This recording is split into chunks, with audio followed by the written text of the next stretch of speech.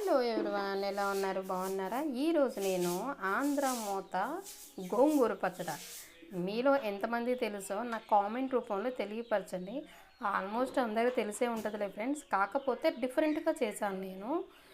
ఒక పెద్ద కట్ట గోంగూర కట్ట తీసుకుని దాన్ని క్లీన్గా వాష్ చేసేసి మంచిగా ఉడకబెట్టేసాను. ఆయిల్ వేసి అది అయిపోయిన తర్వాత, మగ్గిన తర్వాత పండుమిర్చి మన పండుమిరపకాయలు ఉంటాయి కదా, మనం నిలవ పచ్చడి పెట్టుకుంటాం, అది తీసుకుని మిక్సీ కొట్టేసుకుని ఈ గెరెటితో 2 స్పూన్లు వేసాను. పండుమిర్చి పచ్చడి వేసేసి మిక్సీ కొట్టాను. చిన్నులపాయలు, జీలకర్ర, ఉప్పు వేసి మిక్సీ కొట్టిన తర్వాత ఇది ఉంటుంది కదా, ఈ మిశ్రమము మన ఆకుకూర ఉడకబెట్టింది అందులో వేసేసి మిక్సీ కొట్టేసి కచ్చాపచ్చిగా తాలింపు పెట్టేశాను ఫ్రెండ్స్.